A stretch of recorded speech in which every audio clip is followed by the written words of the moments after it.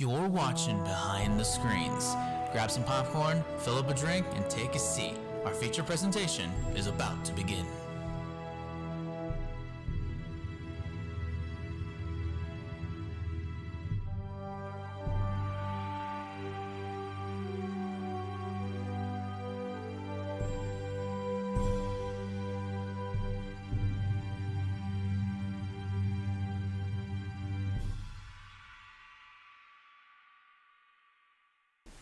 Good morning, good afternoon, good evening, whatever time zone you may be listening, and welcome to another amazing episode of Behind the Screens. I'm Chris Jason, and joined as always is my co-host and best friend, Mike Lickowit. Mike, how you doing today, my friend? I'm doing amazing, Chris, and I'm so happy to be back for another incredibly fantastical, bombastic episode of Behind the Screens, talking about our favorite specific moments in a specific media of pop culture, and as you fans have noticed, following the trend of videos we've been putting out, we got more Batman the Animated Series for you tonight. Yeah. 13 more bombastically kapow episodes. Yeah, and fitting, because next week is Halloween, so... Oh yeah, so that means we have to kick off this right with some masked vigilantes and masked criminals fighting each other for control of an already wrecked city. But you know what? Masks and spooky things are all the rage this month, so it only feels natural to talk about heroes and villains and all that. Yeah, let's just hope this Halloween doesn't take too long, if you catch my drift. Oh, yes, I see exactly what you did there, and if you fans did too, go get yourself a cookie.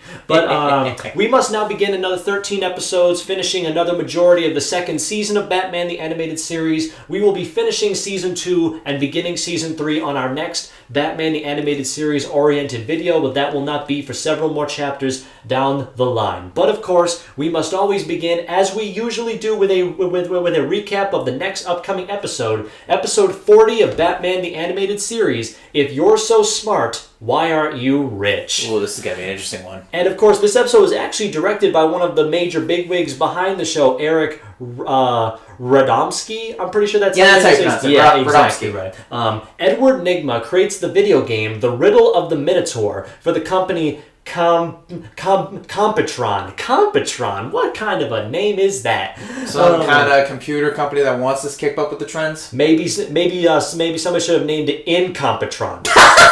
But of course, Edward Nygma is fired by his superior Daniel Mockridge, who wants the profits of the game for himself. Nygma vows revenge and takes up the mantle the Riddler 2 years later. While Batman sympathizes with Nygma, he and Robin must find themselves forced to stop him before he kills Mockridge in a life-size version of the Minotaur's maze of the video game. Despite successfully rescuing Mockridge at the end of the episode, he is left in a complete deal to move not only his company to Gotham, but the incident has left him in a permanent state of PTSD of all-consuming fear that Nygma will one day return to finish his revenge. Yeah. Now, as you heard from that plot synopsis, this is technically the first episode of the show where we introduce the Riddler. Oh my One of the most goodness, iconic yes. Batman villains of all time, and a guy who's a real pain in my butt. Oh yes, trust me folks, as a man who's known this guy for over a decade, this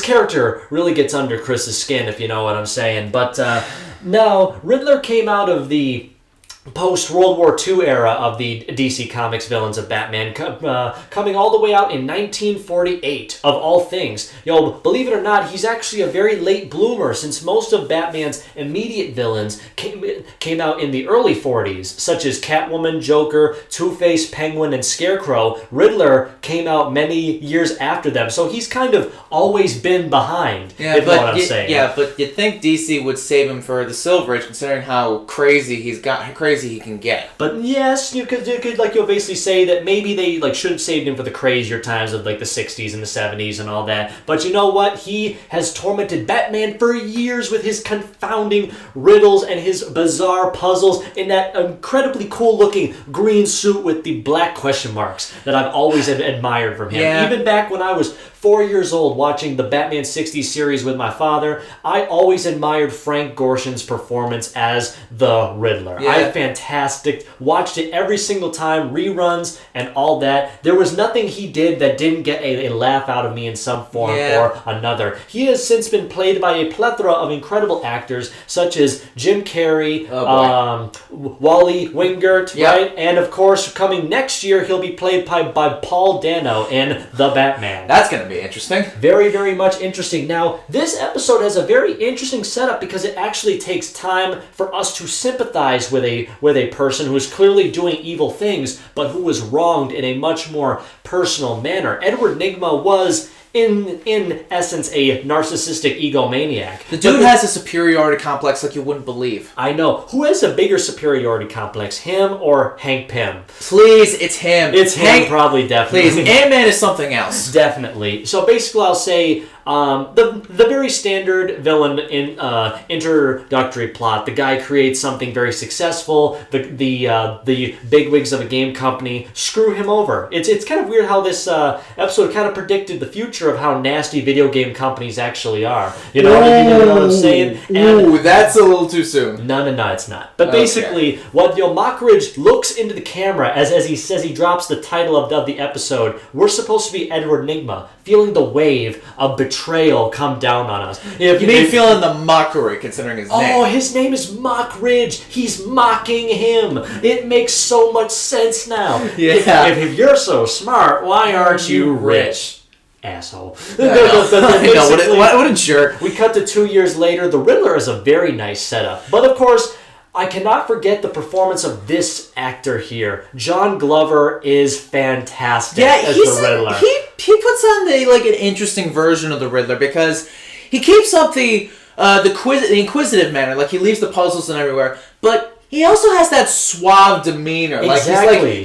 He's not a Batman villain. He's trying to be like a Bond villain or something. Exactly. He feels like one of those adult versions of those villains that say, "I'm poking you. You can't see me, but I'm poking you." Because he has a cape, he has the tie with the question mark, got the hat. He's got everything he could ever need. And of course, I've always loved John Glover and everything I've seen him in, from Batman and Robin in '97 to Smallville, where I'm pretty sure he played Lex Luthor's father in that, and Fear the Walking Dead Season 6, where of course he was one of the primary characters of that season. So basically, the plot is very simple. He wants revenge on the guy who screwed him over, and how Batman and Robin have to team up to try and take him down. With of course all kinds of creative puzzles and riddles laid all about. I will say this, when you have a villain like the Riddler that knows how to lay puzzles and quizzes, this also lets the audience be a little bit like Batman, where they want to think and come up with an answer. Exactly. And thankfully, the riddles are not that they're not too taxing. No, they're not too stupid for the kids. Fantastical, yes. And you know what really made me consider it something? Computer games have come such a long way. Yeah. You think of it, computer games used to be 20 pixels on a screen that my dad and my uncles used to play Doom on when they weren't doing anything else. But of course, nowadays you got all these big games on Steam and all these different Assassin's Creed, Batman Arkham, maybe title drop. But of course, easy with the plugs. Basically, though, the episode goes exactly like that. Batman and Robin fight the Riddler. He leads them to a massive version of the Minotaur game, which is amazing. It took him a long time to think about it. He probably contracted more people out to build that because he's very intelligent. He spent 2 years building that. He probably the second that he was fired, he said, "I'm going to do everything in my power to make him suffer," and he did. He spent 2 years building a life-size version of the Minotaur maze. Now that's dedication. And of course, I just love how Robin's helping Batman, who has no idea how to play video games at all, help him figure out all this stuff. And of course, Batman technically wins by cheating, doesn't he?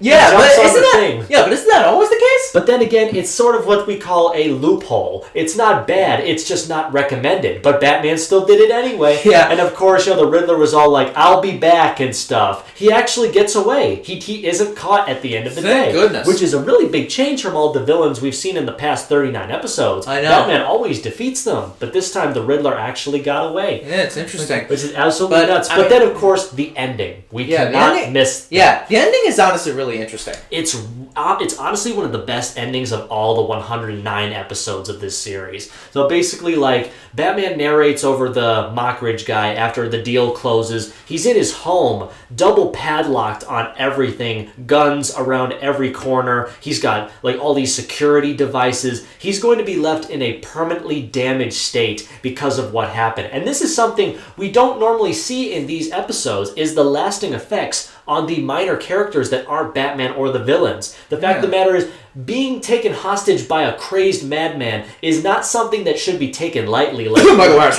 Yeah, pretty much. But basically, like all these superhero stories do, this episode went the extra mile to end off with showing just how badly this guy is screwed up now because of, greed and avarice. It shows you don't screw over your friends for money. That's pretty basically much. Yeah, that's the main lesson of this episode. And if you're smart, get rich. Then, once you're rich, tell us how to get rich. Yeah, please. So basically, it's like, but now we must do the big wrapping up part because I really liked this episode a lot. Yeah, me too. Honestly, how would you rate this? Personally, I thought that this episode went above and beyond to introduce a villain that is honestly quite intelligent, cunning, creative most of the time. and then, of course, is a real match for Batman in a lot of ways, has transcended decade after decade with many amusing iterations time after time again. The puzzles and fights were creative, the ending was very extra, and I very much adored that. It's always good to see Batman meeting new faces and introducing himself to new foes. I'd honestly have to give, if you're so smart, why aren't you rich, a B+ letter ranking. A B+, that's pretty good. Yeah, I agree. This was an interesting episode. It established the Riddler, kind of told us like why he wants to get revenge. And the lasting effects at the end, and like it kind of leaves an impact and lets the audience know, yeah, these villains leave consequences on all the people they torture, and it could be possible with the other villains too. We don't see it, but it's there. Yeah, and the fact that this episode was part of the Adventures of Batman and Robin on the SNES, that's gotta mean something because it's an actual video game inside of a video game. Weird, right? I know. But yeah, so it's a really solid episode to introduce the Riddler. So at best I have to give, if you're so smart, why aren't you rich, an 8.5 out of 10. Fantastical. Honestly, I can't even begin to. But now, of course, we must get on to our next episode, episode 41, Batman the Animated Series, Joker's Wild. Ooh, written by Paul Dini. We got good things coming in here. We're basically going to announce that, folks, every time we see his name. Because every time he does, it's always going to lead to something good. Trust us.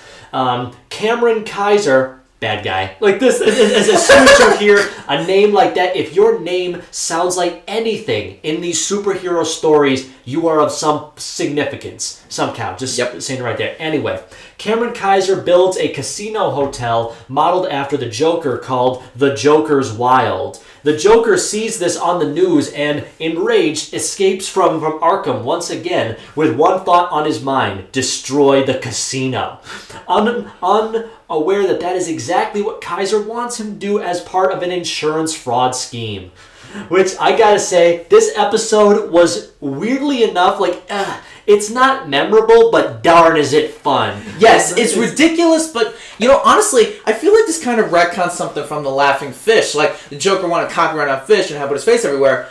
There's a casino named after him, yet he's ticked. Yeah, that doesn't make any sense. But, mind you, he's not profiting off of any of it. Like, the fact of the matter is, that's true. If you see your face anywhere, you will want to get compensation for it. That's all I'm saying. And now he's sitting there. Okay, remind me. Were they watching Tiny Toons Adventures on the TV? I want to say yes, because, for those who don't know, the show was part of the Fox Kids block. Aired in the early 90s. Yeah, exactly right. Product placement for other shows that Warner Brothers was helping to make. Oh, yeah. And I gotta say, the Joker things when he's talking to the other inmates in Arkham, when it's shown right away that this is actually some really interesting build-up for more Paul Dini stories down the line. Joker and Poison Ivy do not get along at all. And I find it so funny. Like, she hates him and she annoys him. Like, that's You know, it's also kind of fitting after everything that comes about years later. Exactly. It's like this was already in the making, but I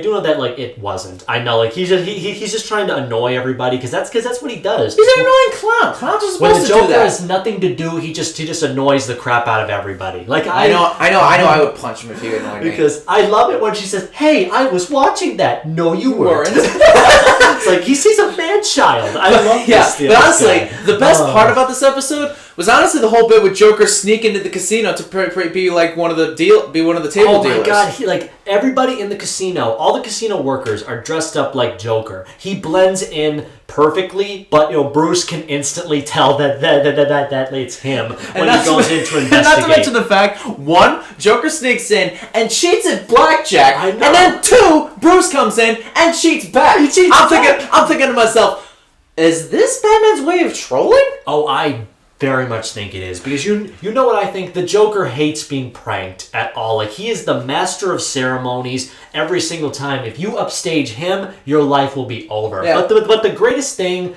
I think that Batman or Bruce Wayne could have done in this story was play a joke on the Joker. I mean, they kind of work with this game. Good, I mean, I'll say this, like, as we've always learned, the joke is always funny when it happens to someone else. When the Joker does it to someone, it's funny. Exactly. When it's done on him, he wants to kill you. Yeah, exactly. Like, Bruce, like, winning all that money back from him was like him pouring salt on his Cheerios. Like, the fact of the matter is, like, nothing good is going to come out of it. And I just loved every single moment of it. But, if we could backtrack for a single second, I find it increasingly hilarious how it's so easy to get out of Arkham Asylum. Like, yeah, what's the Joker, security in that place? There is no security. Like, you saw that place; it's falling to pieces. Nobody cares about the people going in there. This is just an easy government paycheck. They're not really expecting to heal these people. They're just going to keep them in there as long as they can. They'll sneak out through the tiniest crack in the wall, and then that's it. Like, that's exactly what the Joker does. He hops the fence in less than 5 minutes, and it's basically Arkham Asylum is like a giant playpen, and the inmates are like the kids that can possibly easily escape. Yeah, they're just like the children. It's so easy. They're just giant children with costumes on, easy able to slip through the bars. And yeah, but I mean, have you ever met a kid that was insane as a clown? Yes. Really? I mean, like, I'm pretty sure I will eventually as a teacher, but I'm just saying, it's going to happen at some point. Yeah. But, like, then, of course, back to the casino stuff. The look on Bruce's face when he sees the giant Joker face spinning around outside the casino, I'm thinking to myself, Kaiser must be nuts. Like, the fact of the matter is, Gotham City has got to be the least funniest city in the entirety of the U.S. Because clowns are illegal here. Imagine that. Try to find a city where clowns are illegal. But, of course, then again, back in the 90s, clowns would never be illegal anywhere. Nowadays, yes, they would be. Yeah, considering everything. Every single city has become Gotham City, because I don't see any clowns anywhere anymore. Yeah, no one wants that. But then, of course, Batman easily solves what's going on, because, let's be honest, this guy was not really hiding his, like, scheme very well. Yeah. All Batman has to do is rip off the wallpaper, off the wall, and reveal, wait a minute, this is a castle and adventure hotel. Why are there clowns everywhere? And then he realizes, of course. So this dude knew that the Joker would blow up his hotel out of rage to get the insurance money because he's broke.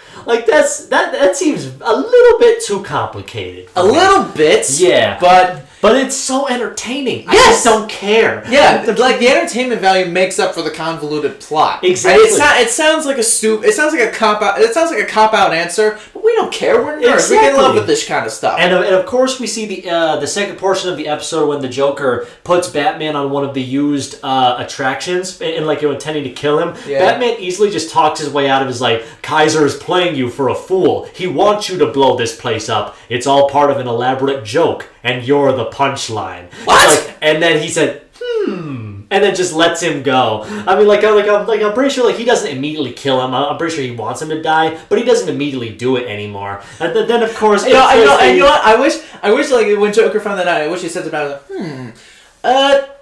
Hold that fuck bats. I'll be right back. And then he just runs out the door. It's like, okay, I want to see where this is going. And then it leads to a hilarious scene of the Joker getting onto Kaiser's escape helicopter because the building is wired to blow. I don't know with people in it or not. Like, they don't really explain that. Like, he's like clearly think, okay, the place is gonna blow up. I need to get out of here. The Joker's already in the helicopter. Yeah, dude, you're done. Oh my goodness gracious! So basically, I'm thinking like that's basically the remainder of the episode. The Joker takes out Kaiser for him. Batman takes out the Joker. All's well that ends well, except the Joker, who doesn't get to watch his favorite show because the other inmates are hogging the TV.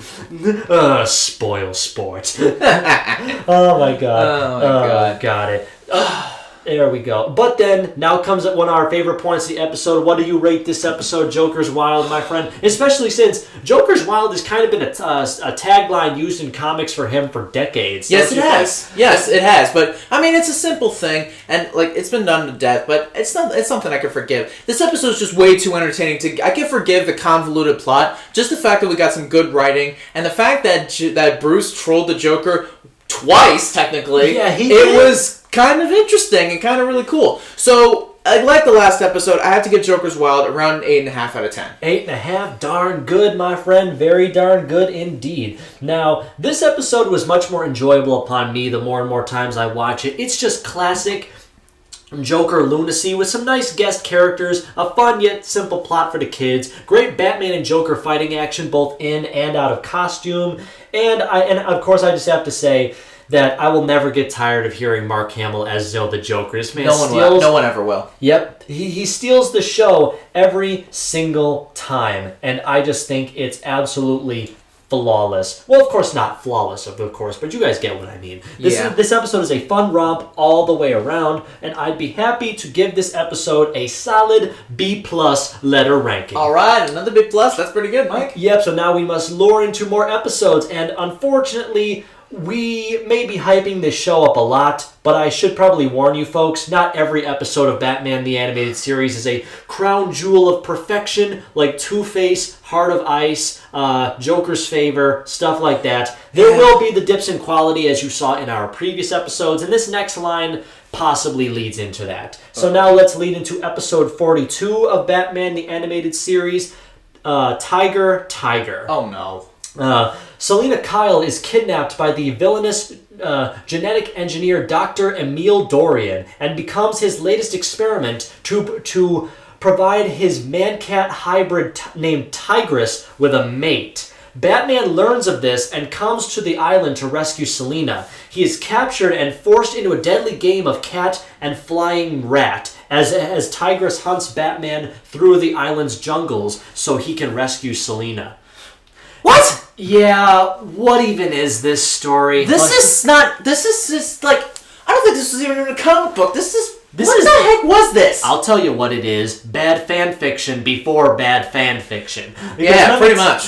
So, okay, this dude wants to kidnap Selina and turn her into a literal Catwoman so his man-cat Tigress can have sex with her.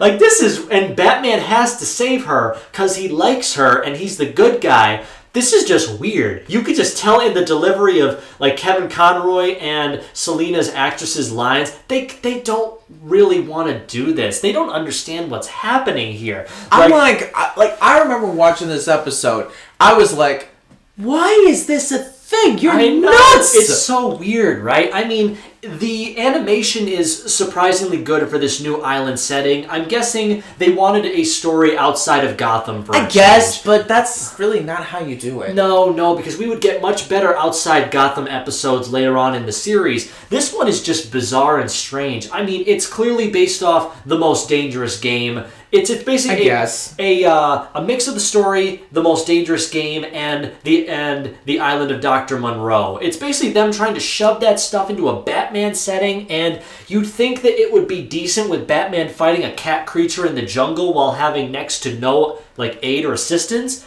but it's just boring. It's just Batman running and lightning flashing and stuff falling and boring, stilted performances and weirdly infatuating Selena cat rear ends or whatever. It's like somebody somewhere is getting off to an image of cat Selena somewhere with like those eyes though. Did you see those golden green eyes? I did. Like, it's just Lord. like, darn, this is freaking me out. He's keeping her in a cage like she's an animal. And it's like, this guy has issues, like for real. Let me tell you that much. Woman troubles? I mean, who knows? This guy made a living cat creature. Like, this guy clearly has a lot of free time on his hands. Yeah, can we just get past this? I don't really care about this episode. We can't. We owe it to the viewers to talk a little bit more about it. Like, the fact of the matter is how Batman somehow manages to convince the cat guy that, hey, your father's kind of an asshole, beat him up. Okay. And then he just like tears apart the lab and probably definitely kills Dr. Dorian. It has to have been. But like, then of course Tigress was nice enough to like save the antidote to turn Selena back into a regular person, because he, like, I guess grew to understand that just because he was told that she would be his doesn't mean that she is his. I guess. But then of course he goes to walk off into the jungle. Selena does try to help him, which is, very nice, considering he was the victim in all this too. There's nothing left for you here. There's nothing for me anywhere. And it really is sad, because he really got dealt a really bad hand. Like, I do think that if we could have seen Tigress again, he could have gotten some redeeming quality as a anti-hero, or, something like that. Like, he didn't have to go off into the jungle to die, because I'm pretty sure that's what happened to him. Let's hope so. I mean, so this episode was just really poorly thought out, stintily acted, and just completely gross. Let me tell you that. I know that's not usually the very articulated vocabulary I use on this show, but this episode was just nasty. So basically, if you guys are furries, feel free to watch. If you're not, beware. Okay, how would you talk about this episode to close off before we move on? Oh God, I don't know. This episode was just, I really don't know how to put this into words. This was like... It was dumongously bad. Sure, let's go with that. Yeah. So, if I had to rate it, I'll be nice and give it around a 6.5. 6.5? Gosh darn it, man. I mean, I'm thinking it's like, this episode is very nasty. Not gonna lie. It's somebody who read the books in high school and said, you know what? We can try and turn this into a Batman story. They tried. It didn't really work out, but it wasn't too offensive, because of course we got some fan service shots of female Selena, and everybody loves cat girls. Everybody loves cat girls no matter where you look. Yeah. But of course we had a decent climax, really good animation for the jungle and the castle that the Doctor works in. A very bittersweet but somewhat satisfying ending to show the further development of Selena and Bruce, no matter what form they're in. But basically, this is a glorified filler episode that if Catwoman was not in it, please skip it. But of course, she is in it. We do have to talk about it some more. I would very politely, as Chris previously said, give this episode a letter C ranking. A very good, solid C, nothing more. Oh boy. And then, of course, we have to talk about, I'm pretty sure, I don't think that Tiger is all that offensive. Chris definitely does. This episode definitely offends me. Really? This one is episode 43, Moon of the Wolf. Oh, this one! Good Lord! Oh, God, yes. But we must keep going. This episode was actually adapted from a comic story in Batman number 255 from 1974, written by Len Wein, who wrote the screenplay for this episode, and art by Neil Adams. So basically, another example of them taking a Silver Age Batman story and putting it to animation. Did it work? Well, let's find out. Let's find out. Batman investigates the appearance of a werewolf-like creature in Gotham. Yeah, I'm done. This is stupid. I had to keep reading. Okay. And okay, there's a werewolf in Gotham, not realizing that the monster happens to be one of Bruce Wayne's associates, Anthony Romulus, an ex-Olympic champion. Behind the scheme is the twisted chemist, Professor Milo, who we saw back in the Cat Scratch Fever episode, with working for Roland Daggett, right? Yep. Yeah, so this is his second appearance. He's still doing weird crap with animals in this. So basically, that's like the whole episode. A werewolf appears in Gotham. It's one of Bruce Wayne's friends, and Dr. Milo from a previous Roland Daggett story is behind it. For some reason, thinking that he can get money from an ex-Olympic guy by like saying, hey, I can turn you back into a man if you give me this money. But then he's like, no, like I can't control the beast. Help me. It's like, what the heck is this mess? Like, I mean, okay. This is not Twilight. No. Twilight is better. Like, that's the thing about it. Like, for the right crowd. Yeah, anyways. but basically, we're going to try to stop rambling for a second to come back to reality, because this episode is definitely not in reality. Like, no, this one was really ridiculous. Now, like, I'm pretty sure all you people listening to this are thinking, Batman fights crocodile men, penguin-looking guys, a woman who can turn flowers into killing machines. Why is a werewolf that strange? Well, it's because I honestly just think it's like there has to be a limit to Batman's characters, because all of Batman's villains are possible things that could happen. The fact of the matter is, like, yeah, I can totally believe a midget guy would get a gun-shaped umbrella and go shoot up banks. I can totally believe that a skin condition would cause a guy to grow crocodile teeth and a tail. I mean, there is a real medical disorder that lets a baby be born with a tail. So yeah, exactly right. I could believe that somebody could get themselves infected enough and be surrounded by flower pheromones to make sure that they can hear flowers. But there will never be a werewolf in a Batman story. That is clearly not to be taken seriously at all. We know DC is fictional, but they're grounded in a little bit of reality. They're not like this crap. Yeah, there has to be a limit. Okay, I'm pretty sure, though, this was meant to be an anti-steroids PSA. I mean, at least the message was clear. Exactly. It shows that he is an ex-Olympic champion. He probably did something behind the scenes. He's clearly taking drugs to increase his performance because he wants to keep winning gold medals. But the point of the matter is, if you take drugs, kids, you will become a monster. That's basically the message of this. Yeah. The werewolf isn't even animated very well. No. It always looks like it's out of focus, and it never looks like it's actually there. And this is 2D. It looks like Batman and everything is right in front of my face, and the werewolf is either too close or too far away. Like, that's the thing about it. It never looks like it's there right. The only saving grace of this episode is when the werewolf turns on Milo and beats the crap out of him. Yeah, that was honestly like real catharsis. That and Bullock freaking out every time he sees the werewolf. Oh yeah, that was like he keeps saying, "Werewolf, shoot it, man!" Boom. It's like he freaks out every single time. But they didn't get ideas to get silver bullets. Yeah, I mean, I'm pretty sure the Gotham PD can't even afford to refill the soda machines, let alone get silver bullets. But of course, it's so funny to have like Bullock actually let Batman take care of it. It's like, well, this is out of our jurisdiction. Time to go home. Yeah. Like, everybody is giving up on the story in the story. Like, they're just, like, nobody really wants to be there. It's just a fill-in story of Batman fighting a werewolf. It is a really bad ripoff of Two-Face. Yeah. One of, like, Batman's friends turning evil. But it's not established really well. They have, like, one or two conversations, and that's it. And it's just, what? Like, I don't understand. And the ending is not even satisfying either. The werewolf falls into the water. All of Anthony Ramos' stuff is sold off and his house is mortgaged. We're basically left with the thought of, okay, there's like a werewolf out there in the world now. Is like no one gonna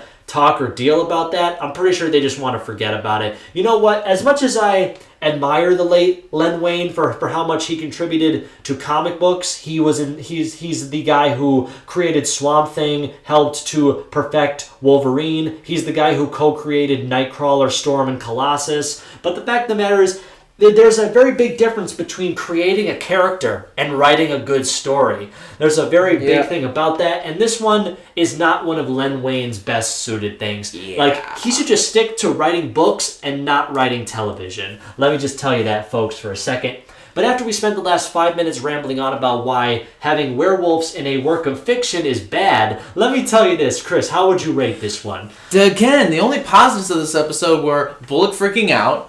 Honestly, the whole anti-drug PSA, that honestly, it was a solid way to deliver the message. Yeah, it's just a bit exaggerated, but it drives the point across. And third, the catharsis of Romulus beating the crap out of Dr. Milo. Yeah, exactly. But other than that, this was way out of left field for Warner Brothers. What was this? I don't even know. You know what? I'm so glad that we would get a better drug PSA villain later on, but of course we'll talk about him. I'm at least glad this episode didn't offend me like Tiger did, but this was still not good. No, but I'll be nice to it and give it around a 6.5 again. 6.5 again? Yeah. This one was definitely a step down from Tiger. As much as I can forgive the fan service shots and the actual effort that went into making that piece of garbage, there was nothing that went into this that I enjoyed except 2 or 3 things every 5 or 10 minutes. So beware, my friends, when you rewatch the entirety of Batman the Animated Series for a second, third, or maybe first time. Moon of the Wolf is definitely one of the worst of the entire series. So the next time there's a full moon out, I'll be howling to give this episode a letter C grading. That's what you should do there. Nice. Exactly. But thankfully, hopefully the next one will get back on track as a continuation of a previous episode. Episode 44, Day of the Samurai. Oh, this one's a little better. The sequel to one of the episodes we talked about last time, Night of the Ninja. This episode was actually directed by Bruce Timm, so at least it had competent directing behind it. Yeah. Kyodai Ken returns and kidnaps Kirairi Tanaga, the star pupil of Yoro Sensei, the martial arts instructor who taught both Kyodai and Bruce back in their glory days. The ninja's ransom for her is a scroll that teaches the location of the fabled Death Touch, a move that can kill an opponent in just one move, which is, I love things that take place in Japan. Yeah, Japan is like amazing. Exactly, and it's so many influences on the work that I enjoy watching, the work I love making. This episode does a very decent job of portraying an animated version of Japan, where Bruce goes over there to fight Kyodai on his own turf for fighting on his. And it's really interesting to see just how much more deadlier he's gotten, much more desperate to one-up Bruce for the humiliation that he dealt him so many years ago. Yeah, but the quest for a Death Touch technique? I mean, it's basically average stuff. I'm surprised. I'm surprised, because in the comics, when Batman was being trained to become, the world's greatest detective and greatest martial artist, he was trained. He was taught a few Death Touch techniques. So if he wanted to, Batman could kill you in a single strike. Indeed. But of course he holds back because moral codes and stuff. We'll get past that. Yeah, basically. This episode is basically Bruce finding out that Kyodai Ken has kidnapped the star pupil of his old teacher. He goes to Japan to try and save her and protect her, which is cool. But she can also fight really well, so that's really awesome. I love it when women fight in Japanese movies. It's always so great. But then, of course, we have the amazing ransom storyline. Bruce going to retrieve the scroll that the sensei has because they have no other choice. The scroll disintegrates in their hands, which is really disheartening because they have nothing to trade for her now. But of course, I do like the message that the sensei gives Bruce. Several messages I actually took away from that. Not to be honest, it shows that even though history is important and we must learn and evolve from it, some things are simply just left forgotten about. Yeah, that's fair. Exactly, because as much as we should hold on to and learn about history to become better people, some things we should just let die. Let the past die, one great man once said. But then, of course, another thing is that I'm not sure if I can think of another message besides that, showing that the best things in life are best unfound out. I guess that makes some sense. The episode's message is very much left to interpretation, but then we forget all of that when the big climactic fight on a frickin' active volcano happens. I gotta admit, though, it was so cool. Yeah, honestly, this was the best part of the episode. Yeah, I love 2D animated lava. That's always one of my favorite things to watch. Anything that's not moving in animation, something that's always in constant motion, is something that I always enjoy watching no matter what. Absolutely. So basically, I just have to say the big fight between Kyodai and Bruce for the honor of who is truly better. It really is something else. And, of course, he does learn what the scroll entails. Kyodai does. Uses the Death Touch on Bruce. And for a second, everything just stops. Because we don't know if Bruce is, faking it or what. But then he gets back up and scares Kyodai, thinking, how is this possible? I used the move. You should be dead. Maybe you're not as good as you think. And of course, just, wrecks him so hard. It really is, I'm really thinking about it now because when the volcano starts to erupt, the two men are left on opposite sides of the playing field. Bruce tries everything possible to get Kyodai to safety, but he goes down with the lava. Yeah. I am very certain. He realizes Bruce Wayne can escape death. There is nothing that Kyodai can do. Because one, it's Batman, and two, one of Batman's greatest traits is tenacity. Heck, in the comics, one time he escaped from being buried 6 feet under in a straitjacket after being deprived of sleep for days, all while having a cocktail of unknown drugs in his system, along with Joker's latest venom toxin. And people say he's superhuman. He's not superhuman. He has no idea what death is. That's how above everybody else he actually is. But then of course it's actually revealed that he had metal under his chest the whole time, so his thing didn't penetrate. So he kind of flubbed the rules a little bit, but then again, that's basically Batman for you. He'll do whatever it takes to win, aside mortally wounding somebody. So, basically, he cheated. He still won. That's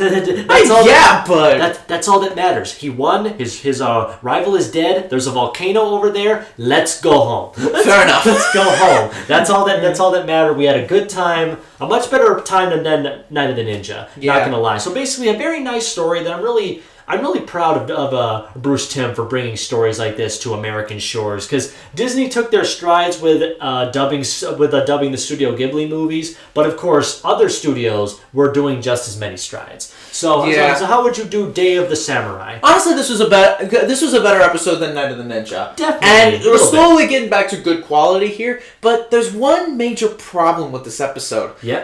So the whole thing is that Kyodai kidnaps Kairi, right? Yep. I kind of wish we had like a focus on Kairi or how Bruce knows her, because exactly because jumping a bit ahead here, Kairi appears in Batman Beyond, which is like in the future. That's right, so, she does. She actually appears more in shows following Batman the Animated Series. Yeah, so I kind of wish that Kairi and Bruce had a connection and knew, like, had like a real found friendship, than Bruce just like saying, Star Peel got kidnapped. Interesting, might as well go rescue her. I mean, he's doing the right thing, but still, I kind of wish he had a better connection to Kairi, and then this episode will be a little bit better. I would kind of say that as like, okay, so she's basically the next version of him. She's going to learn the same lessons he did and follow in his like footsteps. I would kind of like a thing where she looked up to him, because he's a very good figure not only in the dojo but outside the U.S. It shows that even though Bruce Wayne is not known for most of the stuff he does in his life, he still makes a difference, no matter where he goes. Very true. So, with all that, and besides the major problem,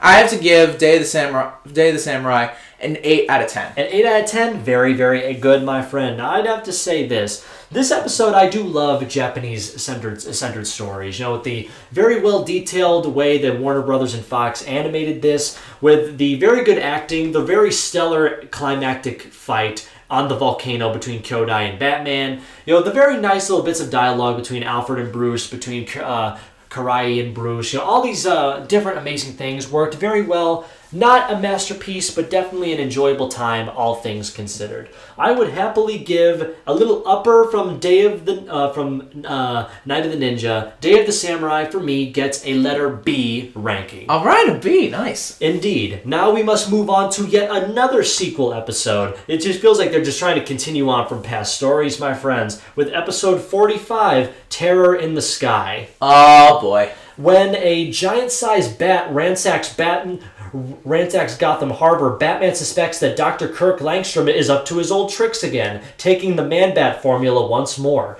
Batman isn't the only one. Kirk's wife, Francine, is also growing distrustful of her husband, and she decides to leave him because of the brokenness of their relationship. After further investigation, however, Batman discovers that this Man-Bat is not Kirk, but someone else, and thus he shames Francine's father into permanently destroying the formula because of this.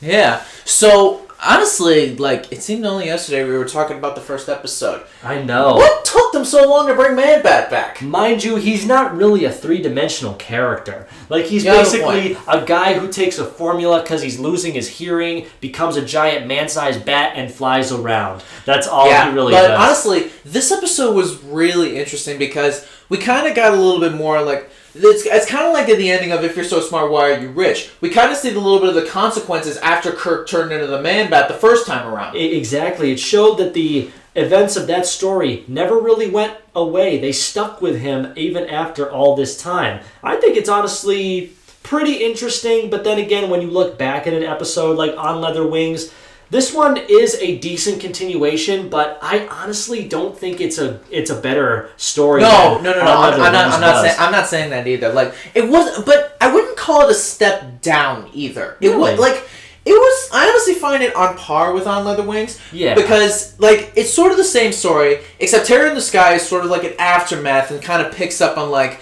What? Like, are you sure you don't want to do this again? Yet you see the Man-Bat running around, and it's like, crap! What is Langstrom? What have you done? Exactly. I do like the snow chases though. Like, yeah, those were interesting. Batman chasing the new Man-Bat on his Bat motorcycle after going to, I think it was the zoo, maybe. Probably. Like, he was probably outside the Gotham Zoo chasing it as like the snow falls. That's really awesome. Like I love things flying in the sky when there's snow outside. Like that makes for really amazing imagery. I honestly don't blame Francine for considering leaving her husband because Kirk did something very reckless in the pursuit of science, and that usually never ends well. No, because either it leads to someone very permanently disfigured or dead. Yeah, I mean, but then again, it does really make an interesting point when she does decide to up and leave him, when they don't know if it's really him, but she doesn't care. She already had her foot out the door. That's when you think that these two need counseling. I don't know. Is marriage counseling a thing in the DC universe? I don't think it's a thing in any comic book universe. Actually, if I think right, I think the only couple that really I can think of two comic book couples that really need marriage counseling. Peter and Mary Jane. Yes, and two, if I'm being honest, Black Canary and Green Arrow. Yeah. For multiple reasons. Yeah, you know what? I wouldn't normally think that because I'm thinking they play off each other so well, but no relationship is perfect. No. Nothing ever happens the same way. Okay, but then of course, as we said in the recap, Batman bullies Francine's father into destroying the Man-Bat formula because they think that it's him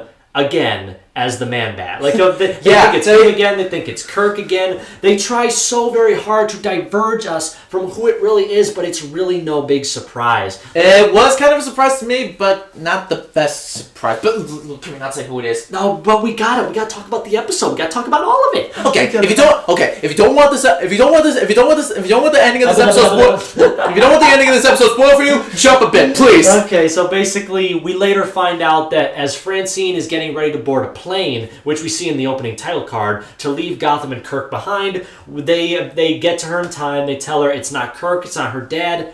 She's the Man-Bat creature. Or in this case, Woman-Bat. Yeah, I'm just thinking, do you even remember how she became the Man-Bat creature in the first place? Maybe it was like on contact with stuff, like when she was cleaning out the lab. Maybe some of the formula got absorbed into her skin. Or better yet, I think I may have known what happened. I think it just came back. That's why Batman was bullying her dad. He tested it on her to prove his crazy theories. Because, we forget to talk about that in the first episode, how Francine's father is convinced that roaches aren't the thing that will survive the nuclear war with the Soviets. Bats will. And, wants to further the Man-Bat research and infected Francine without her consent. And it just showed that this guy is really wigged out. I'm thinking it's like... I mean...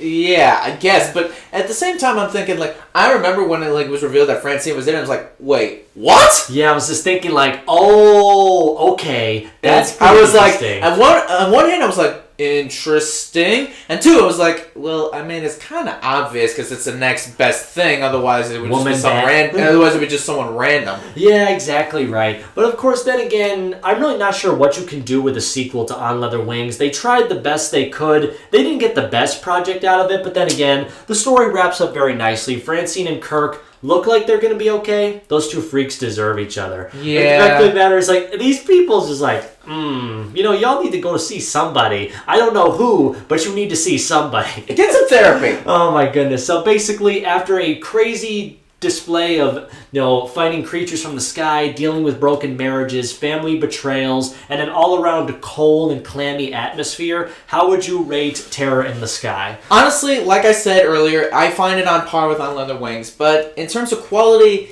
it's not as good. I still think it's an alright episode, but not like I feel like with one rewrite it would have been a little bit better. So in my opinion, I have to give it like on the line, Terror in the Sky an 8 out of 10. 8 out of 10? I didn't really think it was that good, honestly. The fact of the matter is, I will always enjoy On Leather Wings as the opening episode of one of the greatest television series ever. This sequel tried as hard as they could, honestly. Like, it could have been so much worse. I'm really glad it wasn't. Like, the fact of the matter is, it's always good to see continuations of stories. Oh, yeah. Even if they're bad or not.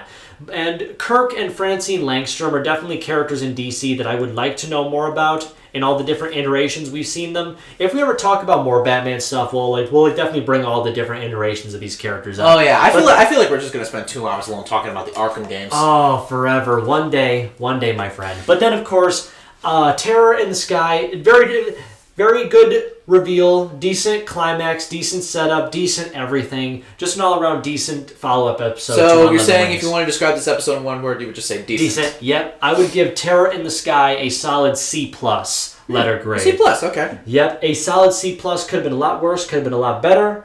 But now we have to go to, honestly, an episode we could spend a whole podcast episode talking about. One of the greats. Up there, no doubt about it. Episode 46 of Batman the Animated Series, Almost Got Him. Yes! This episode, directed by Eric and written by Paul Dini. Really amazing stuff. Yes! The episode is actually influenced by a 4-issue story arc in Batman from 1977, issues 291 to 294, entitled Where Were You on the Night Batman Was Killed? In each of the 4 issues, one of Catwoman, Riddler, and the Joker all recounted their claims to have killed Batman very recently. However, the plot for Almost Got Him is quite different. 6 stories and from 4 completely different comic stories. It's crazy. They pull so many references from so many different places. It's so interesting. With only the Joker as the overlapping antagonist because his story remained exactly the same. Yep.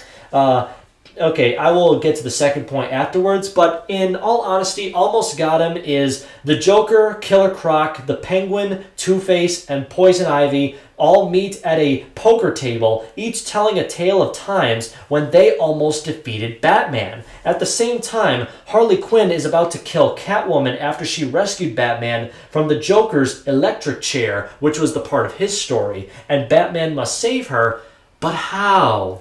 Honestly, the way this episode is written is really, really interesting because you have the perspective of all these villains that almost got Batman. Yeah. Like, they almost killed him. Like, let's see, Ivy tried to use mutant pumpkins. Mutant pumpkins, and can I comment on how awesome her variant costume was in that story? Very good. It was so fetch, I tell you. Yeah, Two-Face with the giant coin. Oh my god, that's become so iconic. They took a story that wasn't even from Two-Face from all the way back in 1947. Two-Face's strategy is taken from World's Finest Comics number 30 in a backup tale where both Batman and Robin were tied to a giant penny about to be catapulted onto a bed of spikes. That is fantastic! Are you saying Two-Face didn't do that? No, it was a villain called the Penny Plunderer. That was his thing. He just stole pennies. I'm sorry, what? The Penny Plunderer. That's who it was. Like, What this guy, kind of villain name is that? a Golden Age one when Fair when they were creatively bankrupt because of World War II. Fair enough, I'll give you that. I mean, but still, regardless, the rest of them are pretty good. Like, what did Penguin try to do again? I'm trying to remember. Oh yeah, he locked Batman in a bird cage at the zoo with killer birds. That's right, yeah. Croc tried to hit him with a rock. He threw a rock at him. I mean, Strategy ever. I mean, it was a big rock. Oh, a big rock. Yeah. You threw a big rock. I mean, at Batman. Yeah, but Joker's story was the best because 1, he did a live show again, and 2, he almost tried to electrocute Batman. I mean, I don't think that's been done before. Batman tied to an electric chair with Harley Quinn's return. It's so great because I don't think we've seen her since Joker's Favor back in season 1. It's been a while. Which is so great. Also, this is interesting because this was the first episode where Ivy sees Harvey after his accident. Oh yeah, because we are reminded of the fact, remember back in season 1, they dated for a spell and she almost murdered him. And it's like, I love that stuff. That banner was pretty good. We used to date. I love it when dames in stories say that. Like, there is nothing more Yeah, and the way funny. Ivy delivered is like, It's really? Like, Date yeah. someone as beautiful as you? I don't know. I mean, it's just like, oh my goodness, like... I could imagine, like, if I was at that poker table and Ivy told me that she dated Two-Face, I look at Harv, then I look back at her, and I look at Two-Face, and I'm like, you dated this broad? You plowed that? I'd shake both hands for both things. I would pat both his cheeks. And but I feel like you probably hurt your hand burn your hand on one hand. Never mind. Anyway, it's like, but the story comes to a very incredible conclusion. Each of these tales is creative, stylized in their own special way. Paul Dini did his research flawlessly. I don't know about Crocs though. But no, that was like funny because we know the secret. We'll get to that in the second half of the episode. Oh yeah, right. But right. okay, Ivy's plan with the pumpkins, really awesome. Yeah, that was pretty cool. Animated pumpkins are really terrifying. Like if y'all have seen Scooby-Doo and the Witch's Ghost, pumpkins will never be the same for me. That also goes for the Headless Horseman in Sleepy Hollow. Definitely true. Two-Face's thing with the giant penny will be iconic forever. Yep, and that's how Bruce kept that penny in his Batcave in this continuity. Is it bad that I want to find like a giant like fleece blanket of like the penny and just hang it up in my basement? I'm sure a dedicated Batman fan who is also a knitter is probably going to do that. Right, probably doing that. Penguins was probably my least favorite. Yeah, it was like. Killer Birds, that he could have done that anytime. You know what he like you're probably could have done? Like he could have had like something to do with birds, something to do with umbrellas. Maybe he could have had him walking through an umbrella minefield or like something like that. I'm not sure. Like if Batman steps wrong, the umbrellas are like actually trick guns. Yeah, okay. I was gonna say basically it's like why are all these umbrellas hanging from the ceiling? And then you have to step on this thing. Like you had to step on the birds depending on the facts. It goes into my criticism for this episode. I kind of wish Penguin wasn't one of the villains present in this episode. Who do you think should have been the other one? Honestly, the other person that should have been the other villain instead of the Penguin that should have almost gotten Batman is Scarecrow. Because Scarecrow's almost taken out Batman a couple of times. Because I feel like he fits the story perfect. He would fit the story perfectly. But then again, you have to remember, Crane is not really a people person. Well, no, but then again, he has dumb henchmen, and I'm sure these villains are as smart as he is, so he's willing to roll with it. Yeah, because you'll then be saying, why did you invite him? His face creeps me out. And mine doesn't. The fact that Two-Face would be offended by that. He can always take that face off. His face is still ugly underneath that. that mask is not an improvement. Yeah, but then, of course, we come to the bombshell of all bombshells. Yeah, honestly, one of the best plot twists I've ever seen. Killer Croc is Batman in disguise. Which makes me question, how the heck did Batman get a Croc disguise? Yeah, you know what? I usually don't like to use this excuse because it's just lazy to explain Batman's amazingness. He was Batman. He was just Batman and made a Croc suit. I just think about that. I guess that makes sense. And of course, all of the other patrons in the place are cops in disguise too, and they heard all of it. And then they're thinking, okay, so Joker said that he had Catwoman about ready to die for helping Batman. He learned where she was. Batman lets the cops arrest the 5 villains, technically 4 villains. Yeah. While he goes to save her. It's always nice to hear Harley annoying people. Yeah. Because just annoying Catwoman as she's on the conveyor belt, ready to be chomped up and all that nonsense. I feel like Harley and Deadpool would be good best friends because both of them can never shut up. Exactly. I'm just saying, Harley Quinn is like DC's Deadpool. Yeah, because she recently breaks the 4th wall. Yeah, basically. And then Batman breaks in, swings in, saves Catwoman, saves the day, but does he get the kiss? Yeah. Well, of course, does he get the... Okay, here's a better question for the fans. Does he get the girl? Yeah. Well, he almost got her. Oh God! That's the thing about it is he almost got her.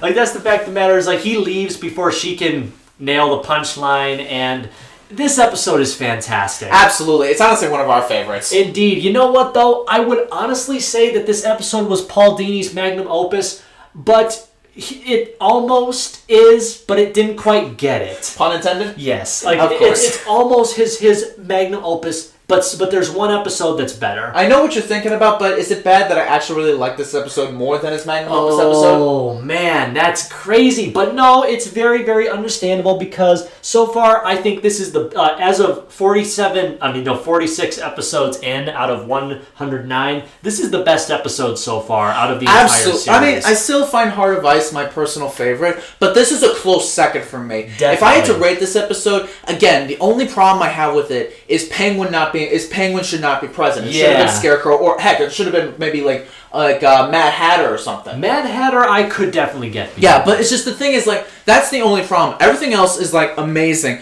Each villain goes into detail how they almost really defeated Batman. Then Batman does his thing, save the day. But it gives us an idea on what the villains are really thinking when they're not fighting Batman. Exactly. We get to see a little bit of and we don't just always see them in Arkham talking about this. They can be in public and doing this. It shows that they're not just one-trick ponies. They have their own characterization and motives. They are all just as alive as Batman and the other heroes are. Yeah, so at best, I have to give Almost Got Him a solid 9 out of 10. Dang, that's a great rating, my friend. Oh my goodness. Now for me, I've spoken leagues about how amazing this episode is. Almost Got Him is an episode that will forever live in infamy amongst Batman fans for how creative it is for telling things from the villain's point of view. Like, the fact of the matter is, it showed me a side of the villains I never knew was there before. Showed me that they had personality, feelings, goals, crazy ones, but still.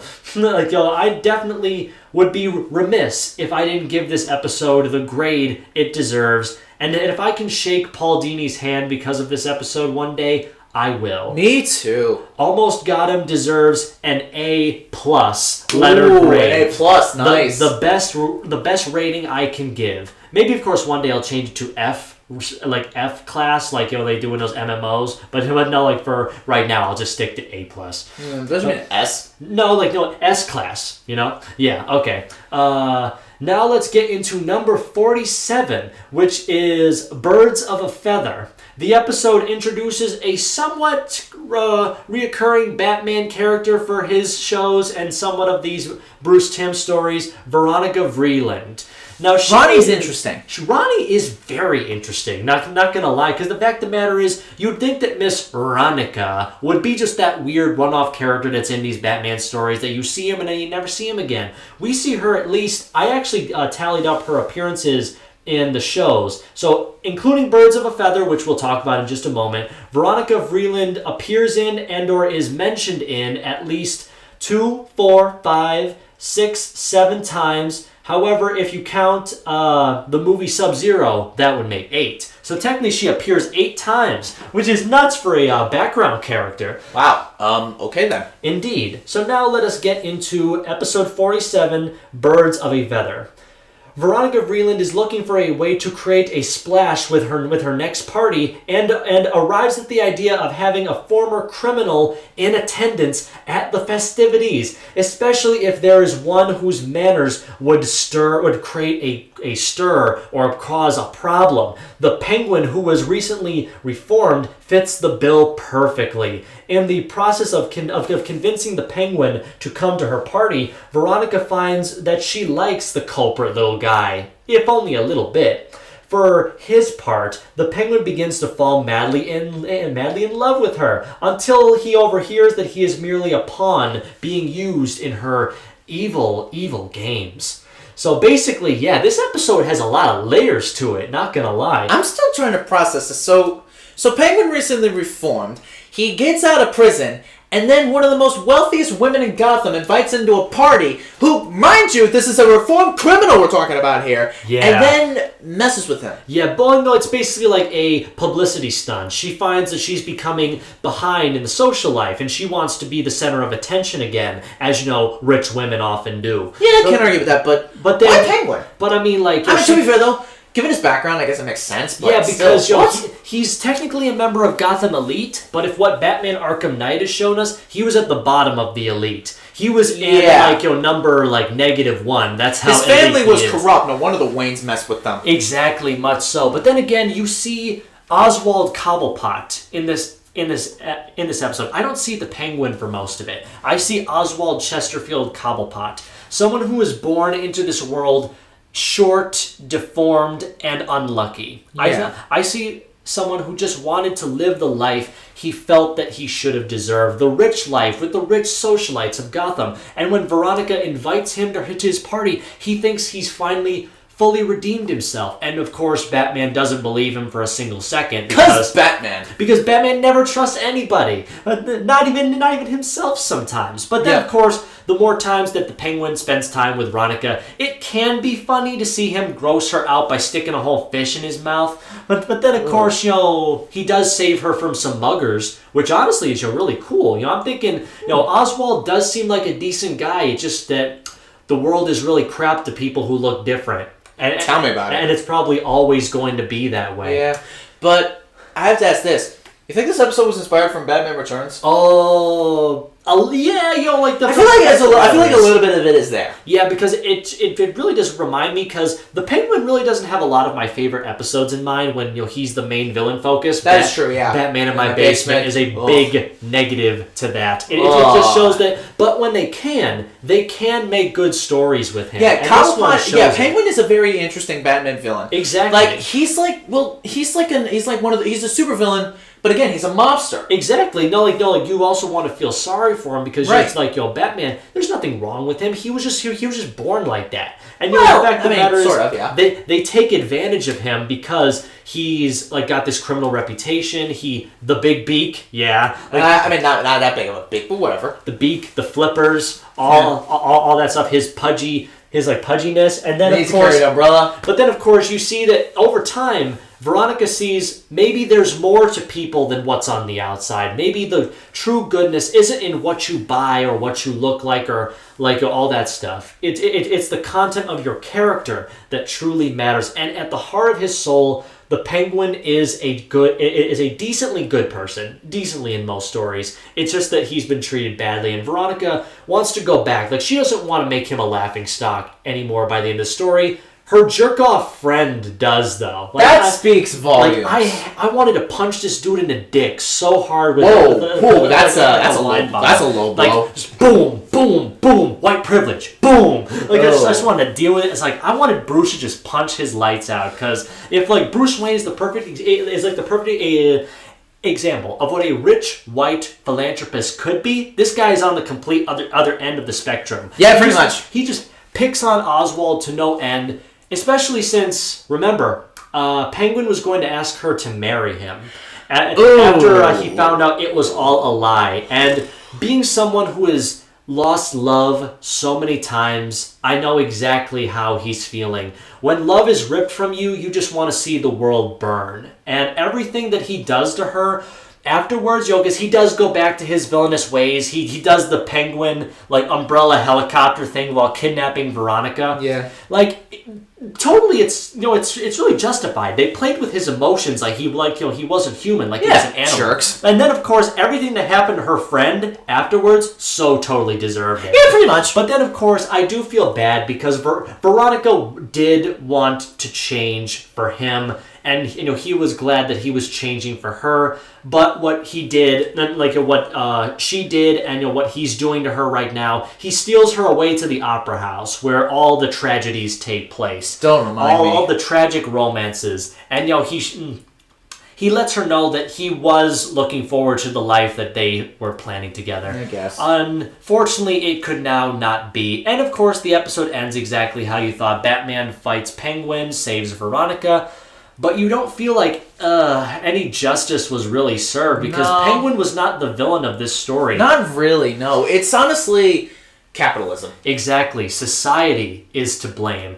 Because we try to spin it. Because that's one thing that Batman is always poised to me, because Batman has the craziest rogues gallery of villains. Not even Spider-Man can compare to his rogues gallery. Almost. Because the fact of the matter is, We know that this story is made up of people who are psychologically traumatized and damaged. Right. The fact of the matter is that life has not been kind to them, so they lash out in terrible ways. Uh-huh. But it shows that society is to blame as well. Yeah. Society either doesn't try hard enough or doesn't try at all to understand these poor souls. Yeah, and I speak from the bottom of my heart. I represent both of us. If you see something unjust happening and you're not doing anything about it, step in. even if no one wants you to. Exactly. Do it no matter what. Do it because it's right. That's the only reason you need, my friends. Penguin's words at the end of the episode will always leave a mark with me. Yeah. He's not the bad guy here. Society is to blame. High society. And of course, Batman slipping back away into the shadows, because he is also a member of high society too. He must have felt really hurt by that. Yeah. Like, the fact that matters, like, he could have believed Oswald a lot sooner, but he didn't. And so, a good life that possibly might have been was forever ruined. Yeah. But of course, I really enjoyed this episode. Yeah, I Not liked gonna it too. lie. But to be fair though, I think out of all the Penguin-centered episodes, this was one of the better Definitely ones. one of the better one, if not the best one. But it wasn't perfect. Considering the fact, I mean, one, I like that it had parallels to Batman Returns, but I feel like some might get the wrong idea because of why? all the messaging, all the subtext about like how the way you look makes you all different. Like I feel like some kids might not get that. Well, because like the fact of the matter is, it's something that they will appreciate more when they're younger. Because a lot of adults don't have these conversations with their children. It's That's something true, that I yeah. learned in the field of education. Parents don't tell their kids anything, so they grow up ignorant and angry at the world and like whatever. Than that. Yeah, I can understand that. Episodes like this give those messages out to children because the guardians they have simply don't have the stomach to. Yeah, some do, but it's rare. Mm-hmm. But overall, I have to give Birds of a Feather around an 8.5. 8.5? Well, I didn't think it was that good. Honestly, the fact of the matter is, Penguin's episodes were always lacking for me. Actually, now that I think about it, I might want to pull that back down to a little pulling bit. it back. Okay, we got a retraction, folks. I might want to retract that and maybe pull it down to an 8. And Now out that of I think eight? about it. Yeah, okay. Basically, this episode was really good. Like, I enjoyed the new character of Veronica. She'll be sticking around for multiple episodes and multiple seasons. Basically, being a very nice background character to Bruce. She wants to do good, but doesn't know how, and wants to do good because of her encounters in this episode. Yeah. She opts to turn over a new feather, for instance. Like, basically, it's like the trick she played on him was really cruel. Not going to lie, but at least she wanted to change afterwards. A lot of rich people, especially rich white people, don't even do that. So the fact of the matter is that at least she took the stride. At least she knew she was wrong. It doesn't fix the damage she did, though. Oswald Cobblepot will always probably be alone because of the way society is built. Like, he'll not be surrounded by family or friends. He'll have to pay to get friends. And that's what's so gosh darn upsetting. The scene at the beginning of the episode with him getting on the bus with nobody there to pick him up just shows just how much of an iceberg he's made for himself. Yeah. An igloo of sadness that will unfortunately possibly never melt or let loose. You know what I'm saying, my friends? Mm-hmm. So basically, I would watch this episode and recommend it to your kids because teach them not to be assholes, my friends. Please just do that for us. Thank you. Yeah. I would happily give Birds of a Feather a letter B ranking. A B. That's a nice one. Yep, happily so. Let us move on to our next episode. We have What is Reality? This one is interesting. Seeking to prove once and for all that his is the superior mind, the Riddler lures Batman into a riddle-solving contest inside the virtual reality program of a computer game in order to save Commissioner Gordon's life. In the course of solving the riddles and escaping the Riddler's traps, Batman learns that he is able to also manipulate the virtual reality landscape, much like the Riddler does. So now it's a battle of the minds for the life of Commissioner James Gordon. Wow, Riddler came back fast. I know, he's like, you know what? I don't want to sit on my ass for too long. I'm going to show just how smart I really am.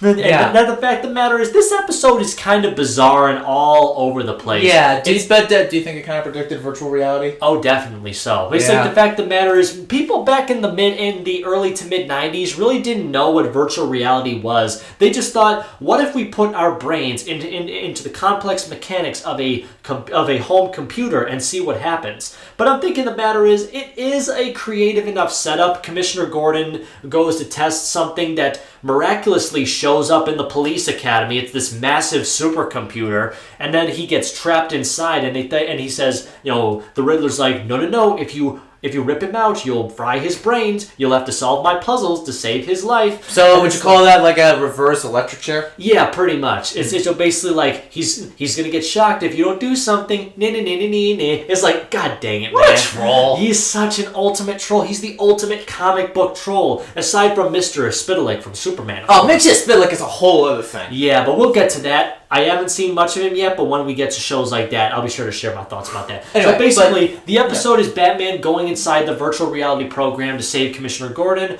All the while, Riddler is cheating every step of the way with all of the problems and all the things. I guess you learned from Batman's way of cheating last time. Man, Batman doesn't cheat. He improvises. That's what he does to get out of all situations. All right. If you want to keep denying he's cheating, I will keep denying forever. But that's the thing about it is, like, I liked the little things that Robin was helping from the outside. Yeah. It's basically like, okay, Boomer, I'm going to save your life, but you owe me one. It's like a millennial teaching a boomer how to operate technology. Yeah, it's like, literally, it's like, okay, this is the USB drive. This is where the mouse... No, you opened a virus in the computer! Oh my god, but thankfully, of course, we have all kinds of amazing shenanigans like that. Like, don't they play virtual chess in this episode? Yes, actually. It's actually really cool to see the Riddler's face always flying in the distance as Batman flies through the infinite realms of virtual space trying to save this episode Commissioner also Gordon. appeared in the Adventures of Batman Robin game on the SNES. Yes, weird. They took because, mind you, I'm guessing it's because I'm pretty sure we can tell the viewers this. Riddler, because he came in so late, Riddler came in 40 episodes in, he doesn't really have a lot of episodes dedicated to him. He doesn't. 5, 6 at best out of the whole show. Yeah. When like characters like the Joker get at least 10.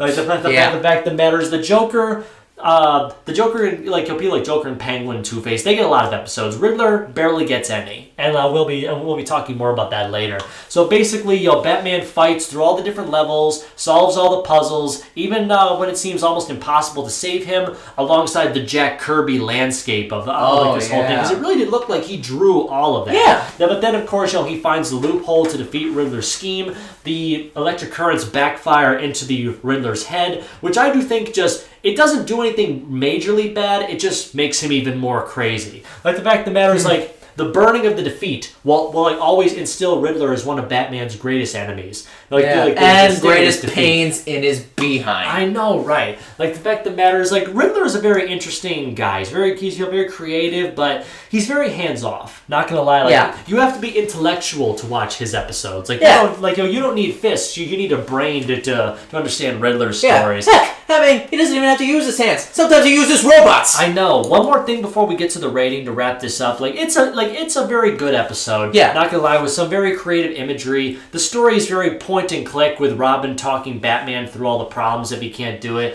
I would like to point out that Robin was not colored in one scene. It's very minor, but like he's black and white in one shot. So it's like a blink it and you'll miss it? Yeah, basically it's like they forgot to shade in Robin for that scene. I've seen a bunch of animation goofs like that before. Yeah, basically so the episode is an animation goof. Commissioner Gordon needs to be saved. Batman defeats Riddler. All is well and good again. Yeah. If I had to rate this, compared to If You're So Smart, Why Aren't You Rich, it's not as good, but it's not an awful episode either. It's at best okay. The plot setup is interesting. The use of the Riddler is really well established, and the fact we get an early sign of virtual reality is honestly interesting to think about. Very good indeed. Honestly, though, all the reds in the episode was kind of giving me a headache, too. Until up to the Virtual Boy. Yeah. Nintendo's Virtual Boy was a lot of red and black, and it just caused a lot of headaches. Indeed, very much so at best I have to give... What was the episode called again? What is Reality? Yeah, I have to give What is Reality... At best, like a 7.5. A 7.5? Well, me, I liked all the very nice imagery of the episode. I liked Batman's commitment to saving Commissioner Gordon no matter what the cost, even though he had no idea what he was walking into. True heroism right to the end. The disorienting visuals and the very annoying avarice you can hear in the Riddler's voice does kind of grate on you a while, but the action and the setup is, interestingly enough, that you, stay invested the entire time. So, if I'd have to rank this episode, What is Reality, I would happily give it a letter B ranking. A B, really? Yep, a very good B. Right. Very good B indeed. Then we have, honestly, one of the most profound episodes of this series, though. Not going to lie. We have episode 49, I Am the Night. This episode is really interesting. Yep.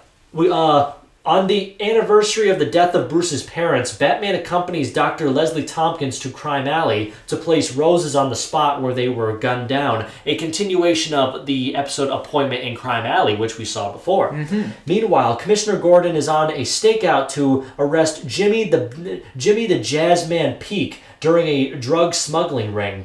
Batman had promised to be there, but arrives too late to find a gun battle taking place. He helps defeat the gangsters and arrest the Jazzman, but at a very high cost. Commissioner Gordon is shot before they can take out the bad guys. The incident traumatizes Batman to his very core, and he contemplates giving up his crime-fighting career forever, despite the Jazzman escaping prison to carry out his personal vendetta against Gordon, who had sent him to prison 6 years before the events of this episode. So yeah, Commissioner Gordon is shot, and he almost dies in this episode.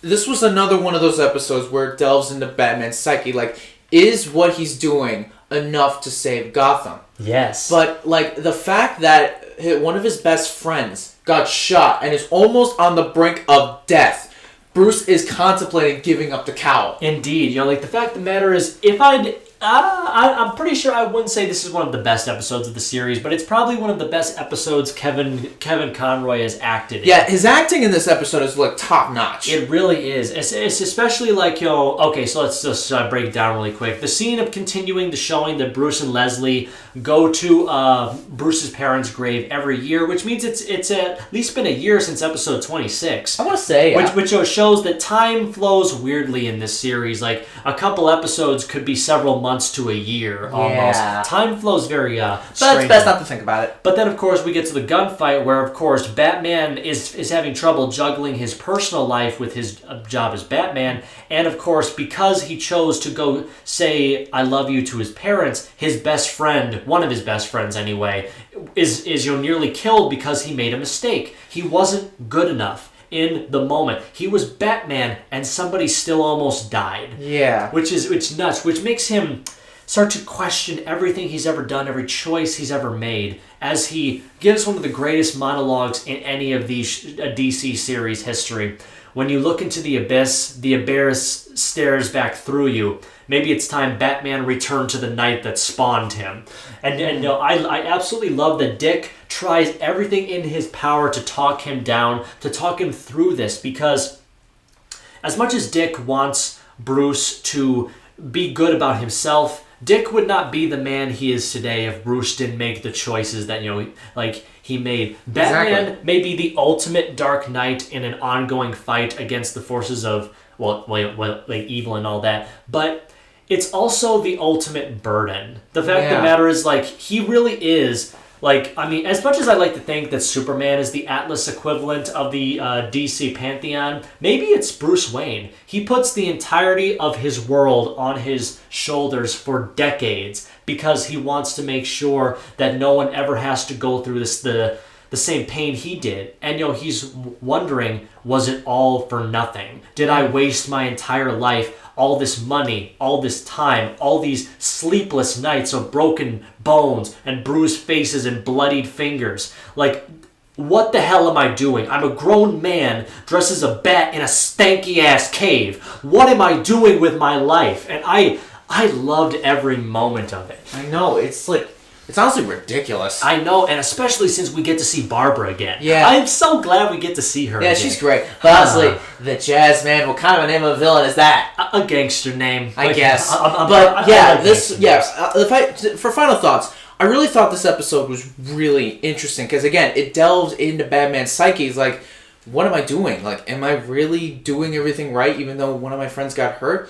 And gladly, he saves Gordon, so that's at least good. And he gets the justice on the Jazzman, but Bruce is always going to have to live with the fact that he wants to try and save everyone. Oh, my goodness. It seems like he can't. Really?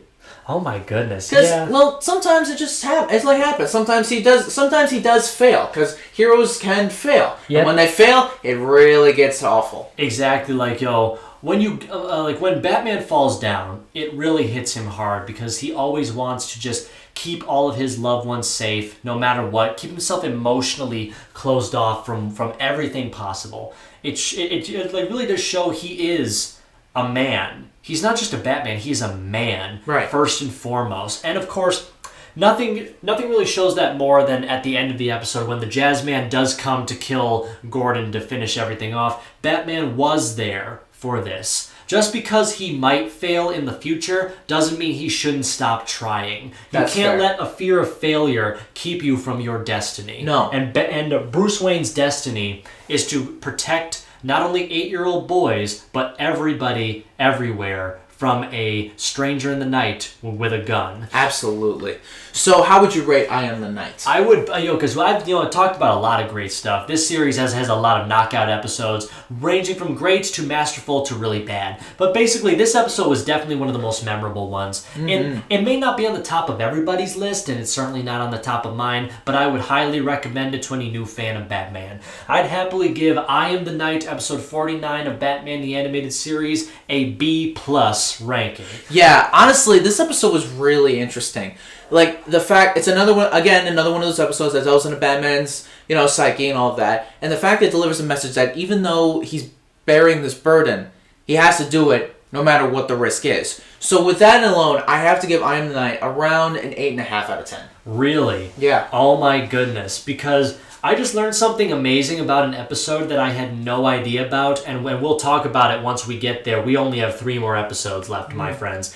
But now let us go to episode 50. We are 50 episodes into this show already, but it's another episode written by Len Wein. So basically, it could be bad, could be good. Episode 50, Off Balance. Okay. While following the villain Count Vertigo's trail, Batman encounters Talia, daughter of the head of the Society of Shadows, who was sent by her father to prevent the capture of a sonic drill that the Count stole. But after his identity is accidentally revealed to Talia, Batman remains off balance as to where her true loyalties lie. So this episode introduces a lot of new elements, new characters to the Batman mythos that had never been seen before. Yeah, you got Talia, who we'll go into in a future episode, but we also get lesser-known DC villain Count Vertigo. I had no idea who this dude was until this episode. I thought that he was just a regular one-off villain, but then we saw other DC shows such as Young Justice, and he's very prominent over there. Yeah, he was first debuted in World's Finest Comics number 251 in 1978, which is really nice. So basically, he's a very late Silver Age villain. Early Bronze Age? Yeah. Basically, I'm pretty sure he is an enemy of Green Arrow and Black Canary. Yeah, I remember, because he was in this little DC Showcase short where he was fighting Green Arrow. Indeed. Believe it or not, this episode is based off of a comic of Detective Comics number 411 from 1971. Technically, the starting story of the introduction to Talia and her father and their secret society, which we'll get into as we talk about this episode. So Count Vertigo is a very interesting minor villain. The fact of the matter is, his power is interesting. It's very much blatantly like that. He causes you to have vertigo. If you look at his eye, look into my swirly eye. Thankfully, in later incarnations, it's something on his forehead. Yeah, because that's much easier to see. Because, or it's like his own version of telepathy. Because as much as I love monocles, like, they should be clear. You don't cover up a monocle. That just kind of defeats the purpose Makes of it look like an eye patch. He's kind of a bare bones average villain, but his powers are surprisingly dangerous for being a rando guy.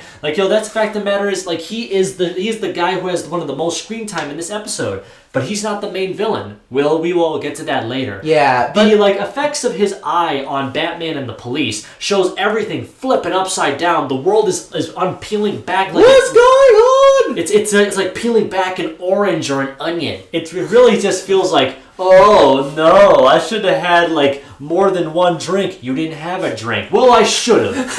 And the fact of the matter is, like, the police realize, oh yeah, we're definitely out of our depths. Like, that guy just stole a really big weapon.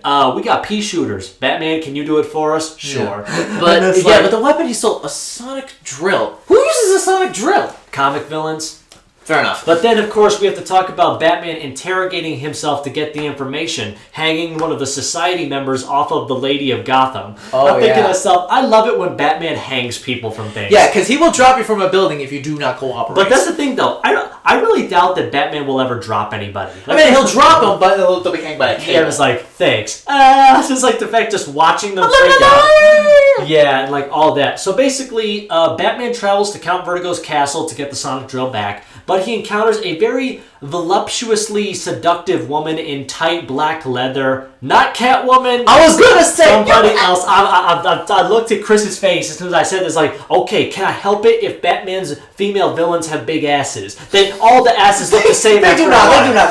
They do? Okay, well, mine is still like. Well, actually, you know what? Never mind. That's a tangent for another day. But basically, Talia is a very interesting looking character. She has the purple jumpsuit, one brown hair covering her eye, which is always a nice touch. I guess. And then the very poppable red lips. Yeah, it's like a standout. But I'm thinking to myself, Talia is basically like the other main love interest of Batman if he's not boinking Catwoman. Yeah, basically it's like this dude like has stake in every country. Like if you just look around there. But then of course Batman is injured upon entering the castle. Talia takes his mask off to heal him, and he realizes, oh no, somebody found out who I truly am. My boy Madness is showing. That's like, oh god, Jesus, you big baby. Like I love how Talia just acts like treats him like a big baby. Like she's not intimidated by this thing at all. Like she sees right through everybody, and I love that about her. Talia al Ghul has always been a character I've had a very complicated history with. Like some incarnations, she's fantastic. Others are just a waste. Or so she's just Dark Knight Rises? We'll get to that. Yeah. Like the fact of the matter is, I'm gonna keep that in suspense for everybody. So basically, the rest of the episode is Batman and Talia fighting through the castle and Count Vertigo's traps in order to get the sonic drill back from him. All the while, Batman is literally and figuratively kept off balance because a woman knows his identity. He's feeling conflicted about that, and Count Vertigo keeps messing up the room because 1 second everything's fine, the next your hand is on the ceiling and your leg is behind you. Like you have no idea what's happening anymore. Oh god. I mean, it does make for really cool effects though. Not gonna lie. I guess, yeah, that's a good standout. Yep, and then of course we have the big, awesome last fight on the tower while he's like flipping everything and throwing everything. The final fight is really good. Yeah, it's like really creative, even though of course we know it's not actually happening. He's messing with their minds. But then of course we do get Count Vertigo is defeated. We get the drill back. Mega happy ending. Then Talia betrays him and takes the drill for herself. I'm thinking, what? She actually, like, the woman who came here to obviously steal the drill stole the drill? You jerk! It's like, wow. Like, man, just Talia, I regret looking at your ass now. Whoa! That's not saying, like, I regret all of it. Oh, wow. That's you betrayed me. I will never forgive you. But then, of course, we have the last thing of the episode. Batman doesn't even try to take the thing from her, mostly because she holds him at gunpoint, but because he knows that if he lets her get away, he can learn more about what's going on. There's clearly something at stake here with a society and this crazy lady, Talia. But who is the real mastermind behind this? The final seconds of the episode reveal Talia's father is the head of the Society of Shadows, or the League of Assassins, as I prefer to call them. Me too. Because, like, we can't say assassins in a kid's show, especially back in the 90s. Yeah. But the real leader is one of my favorite Batman villains. He's an interesting one. Who we'll talk about in our next Batman session, Ra's al Ghul. We'll save all our things about Ra's for then. But until then, how would you rate Off Balance? Off Balance could have very easily have been a boring episode with like another bland villain, but the introduction of the potential that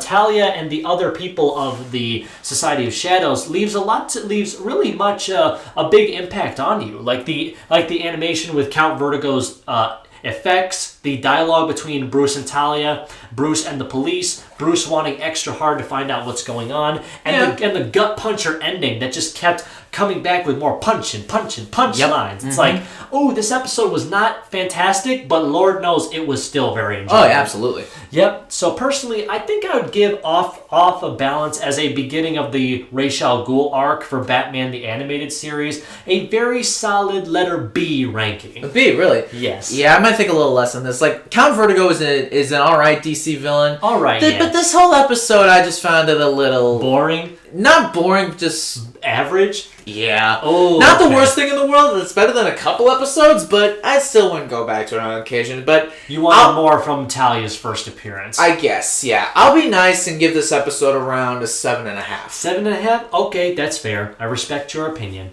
So basically, now that we've been introduced to Talia al Ghul, the sky's the limit, right? And besides, we have another fantastic episode as the second to last one we'll be looking at for tonight. At number 51 of Batman the Animated Series, The Man Who Killed Batman. This episode is interesting. Bruce Timm and Paul Dini return for another great one, my friends. So we'll just jump right into it. When small-time gang member Sidney the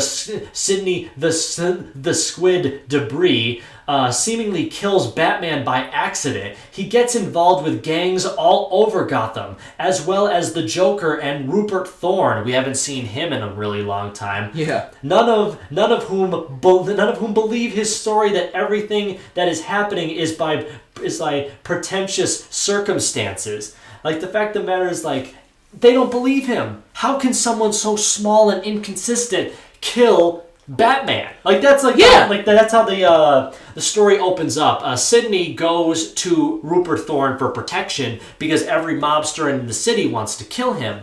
He asks why. I killed Batman.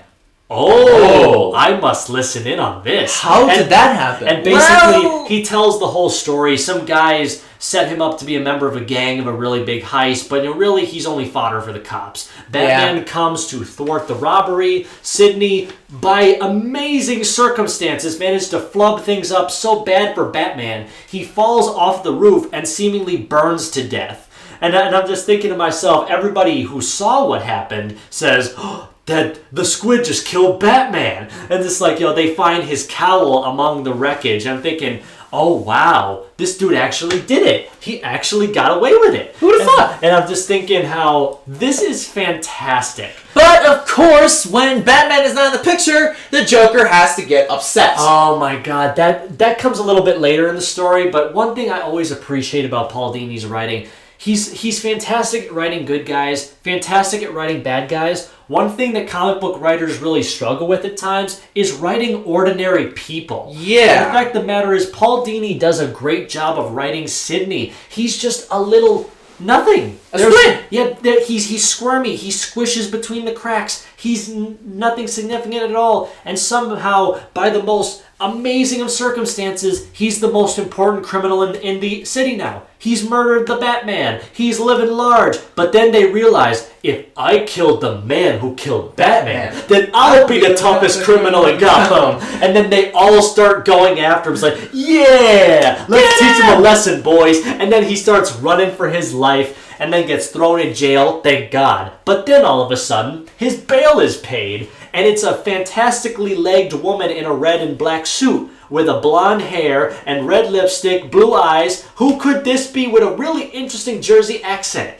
Harley? It's Harley Quinn! She sneaks into the police station, takes him out of the police station, and then just drives off with him. So, we can again prove that the cops are dumb? I wouldn't say dumb, it's just like the Joker is smarter than he looks to be. Fair enough, The fact of the matter is, I'd also like to point out, this guy's in a car with Harley Quinn. Why isn't, he should be, way more nervous, huffing and puffing. I would have liked to see a little bit of dialogue exchange, with, her saying, what's wrong? You never been in a car with a pretty girl before? No, never. Not unless you count my mother.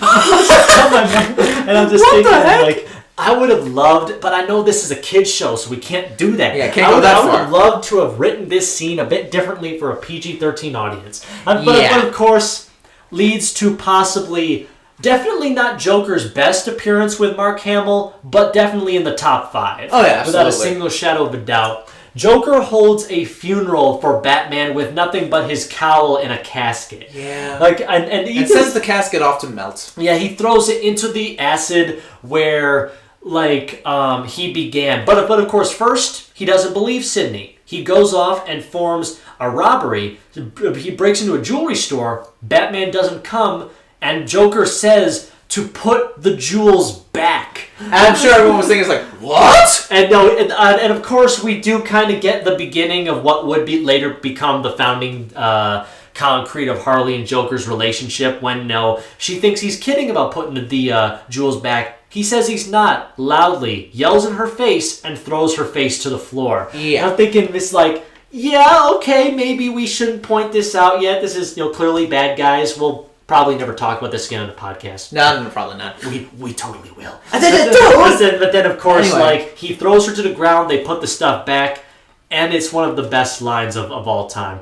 Without Batman, life has no punchline. Yeah. It's this is... am I feeling sorry for the Joker? You never do that. Making me feel sorry for this psychotic maniac? Yeah, then burns the body, and it's just a somber scene. And then it's very nice and sad, which I can very much appreciate a 22 episode thing being like that. And then Joker eventually moves on from his sadness and then decides, now that he's buried, we can burn the city to the ground and paint a nice big smile on its face.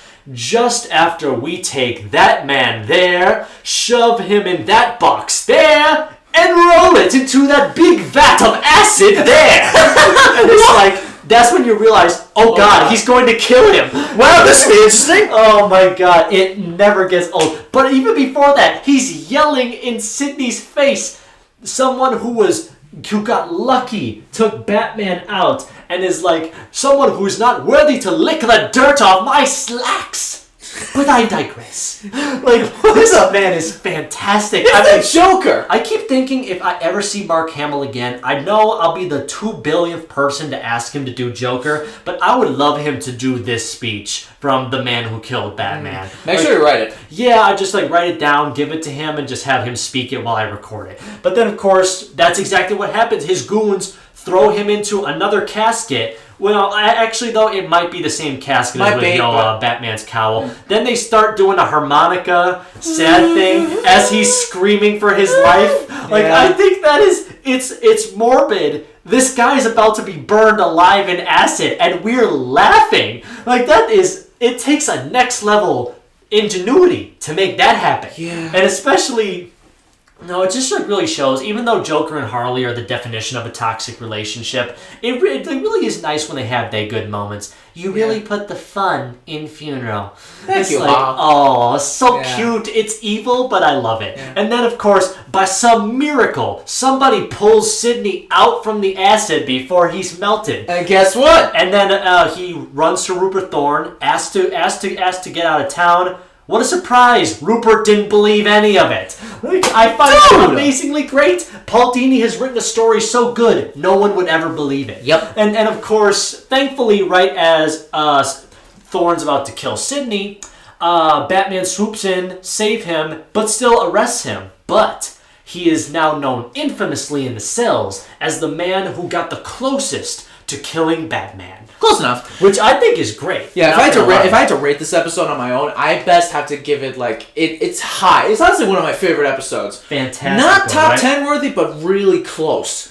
As this normal guy kills Batman, Joker gets ticked, everyone else gets ticked and wants to get in on that honor, and it just becomes a fight for this guy's life.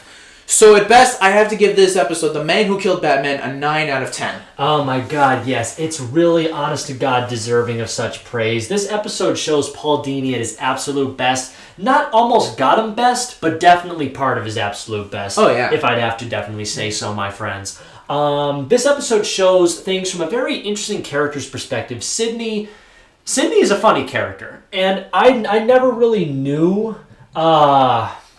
who voiced him until now? I think it was Matt Frewer or it's something? Max Headroom from the old show from the 80s. My dad used to love that show. And I'm thinking to myself, that's Max Headroom? Huh? You never heard of that show? No. Oh my What goodness. show? Let me look up the name really quick. I'm going to look up this thing. Matt Frewer. Yep, Max Headroom of the 1987 show of the same name. Oh my God. That's Sidney. That's wow. crazy. I did not see that coming. coming. Believe it or not, he was also a villain on The Walking Dead. Well, actually, no, Fear the Walking Dead, the spin-off show for a while. So, he's done a lot of great things with his time. But honestly, I think that his appearance in this show and Fear the Walking Dead will definitely be the best outside of Max Headroom. Yeah. So how would you rate this episode? So personally, I would say this episode is a masterful example of Paul Dini's comedic timing, his understanding of the DC mythos, especially Batman, and providing a very fun, energized, and outright creatively hilarious story involving the squid. I will never look at squids the same way again. So I'd to Splatoon. So I'd happily give The Man Who Killed Batman a letter A grade. An A, nice. Heck yeah, high five. All right. Okay, we got one more episode for you folks tonight, so strap on in and get ready for yet another sequel episode. This time with a story by Mr. Alan Burnett himself. We have episode 52, Mudslide. Clayface returns and he's falling apart. Literally, his clay-like body is disintegrating before his eyes. Fortunately, a scientist he knew from his movie star days is working on a remedy. However, Hagen is forced to steal money to pay for the expensive components of the remedy. That is, until one of his targets is Wayne Biomedical Labs.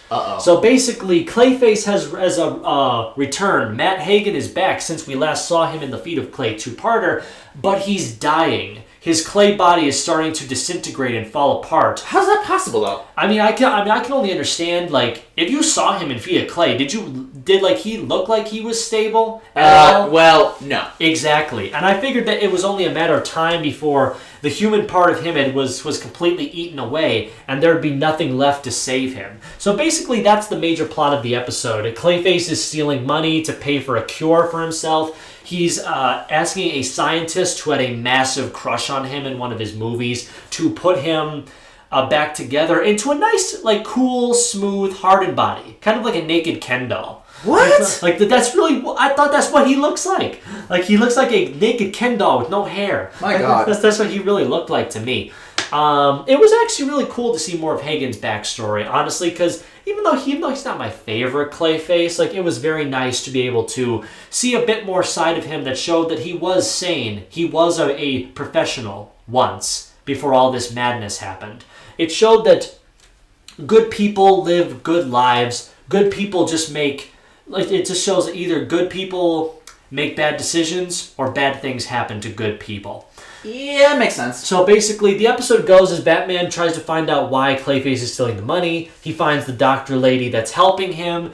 Batman says that he wants to help him too, but Clayface is just like, I'm going to kill you and stuff like that. It's like, Urgh. But then, of course, it's revealed that even if he was to be cured, it's too late. Nothing can really save him. Yeah, nothing can really save him now, and there's a good chance he's going to die. Yeah. And what does Matt Hagen, the famous Gotham City movie star, do with his final hours? He lashes out at somebody who was beginning to understand his situation, who was trying to save him, and then in the middle of a titanic rainstorm, which the rain in this episode was really good. Yes, very well drawn. I definitely like how the episode was setting up for a massive rainstorm. The clouds were getting darker as Matt Hagen's final hours were drawing near. Mm-hmm. And then the water dropping on Clay really didn't help that much either. The water was breaking him apart even more. Clayface screams for Batman to save him as they fight near a cliff with the scientist lady screaming to help him. Just please help him, for God's sakes. And then even after Batman tries everything he can, it's too late. Matt Hagen collapses into nothing and falls into the ocean. So long, Mudball. You were a decent villain, had a really amazing start, and then we never did anything much with you afterwards. Yeah. Oh my goodness.